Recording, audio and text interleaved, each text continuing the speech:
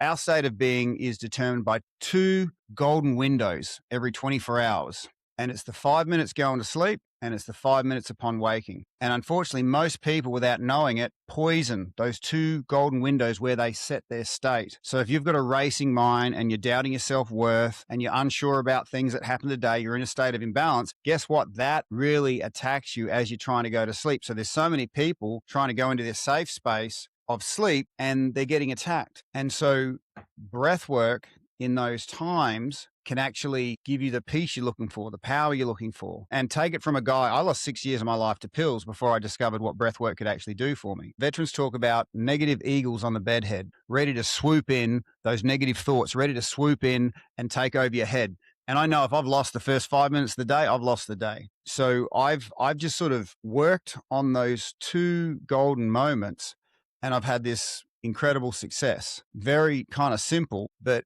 I just work off the fact that, you know, if you wanted to just really destroy somebody, you'd destroy their sleep. And conversely, if you cared about somebody, you'd care about their sleep. And a question I ask everybody, and I think about all the people you care about, when's the last time you did something specifically to help them have an amazing night's sleep? We give them flowers and chocolates and, you know, I don't know. I lend my daughter my car, but when have we gone, okay, what can I do to ensure this person gets an amazing night's sleep? And so my favorite saying is sleep is the soil from which everything grows. Unfortunately, the world we're kind of in is very visual. If you don't see it, it's not real. And so people say, oh, my trunk's not in the shape I want it to be. Oh, I don't have the fruit in my life that I want. And there's plenty of marketers out there that'll sell you a bunch of crap for well-earned money to try and fix all the visual stuff, right? But someone who understands what growth is, like someone who, like a real gardener, will go into the soil, go into the unseen parts of a person and nourish them. And the joy I get, Brett, isn't the sleep. I mean, that's cool, right? But the joy I get is knowing that inside everybody, we have these dormant seeds of greatness, dormant seeds of uniqueness. And they're just waiting for the soil to reach the right energetic level for them to flourish. And I think every healer's ultimate goal isn't healing. Healing just gets you to the starting line of you flourishing, you giving your gifts generously into the world. And they're the healers I want to work with, the ones that want to help people flourish and see those seeds of greatness grow, see those seeds of uniqueness, because you don't know what's inside somebody. You really don't, you know, but you're never going to know while they're in a state of fatigue. So you're saying that everything in your life, whether it's going well or poorly, could be traced back to sleep. And the quality of that sleep comes down to the 5 minutes before and after you get that greatly impacted by the 5 minutes before and after. But here's the thing. People that are fatigued, they don't want to remember 12 things to go to sleep. Because we could spend the hour talking about all the different sleep routines, but people just, when they're in a state of fatigue, they just want, here's what I want, take care of it for me. So that 5 minutes is what I focus on because that gives them an easy win. Energy's like money. How you invest it is how you get it back. So if you've got a good investment, start small, then you get a good return. Oh, that felt good. I'll have more of that. So I just work on those 2 5-minute windows, and then that builds up the energy capital within the person to, oh, who knows? Maybe I might, not look at blue light for an hour before I go to sleep. Who knows? Maybe I might look at a sunrise to get that frequency of light that hits my supercharismatic nucleus that then gets all my hundreds of internal clocks, my circadian rhythms. So there's a stack of hacks, but I'm just mindful that if people are listening to this right now that do need sleep to reach them where they are, forget about everything else, focus on those 2 5-minute periods. And if you can win that, man, you're winning. So can you walk me through how taking advantage of those 5 minutes before and after, how that changes the brain chemistry, how that changes what happens? Like I'm not a neurosurgeon, neuroscientist.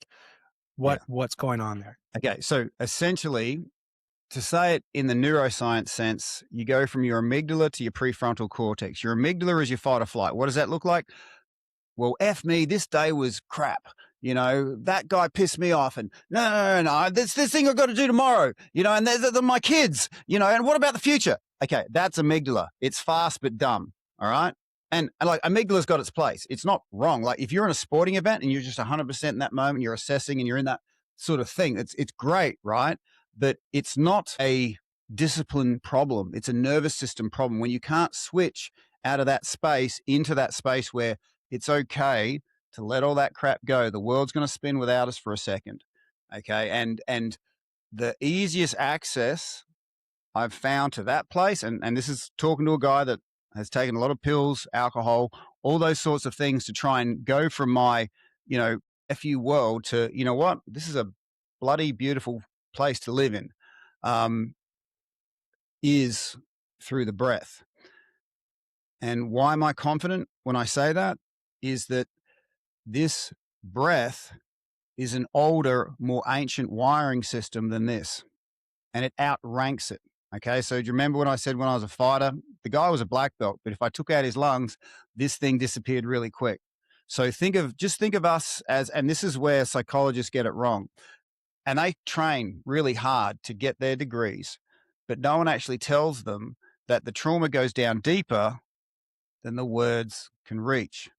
So think of us as human beings evolving.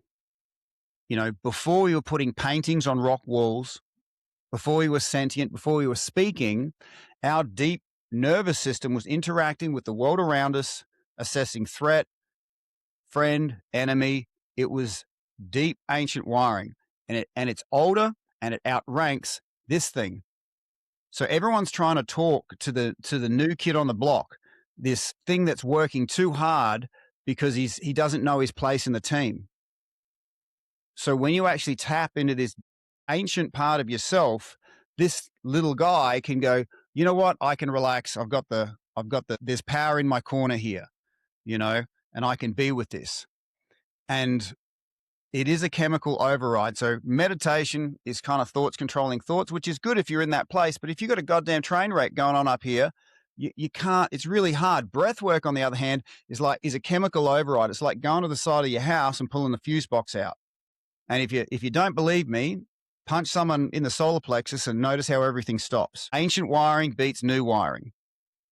So when we use this to move us from it's a terrible world to, you know what, I feel connected because our bodies are our charge point. Okay.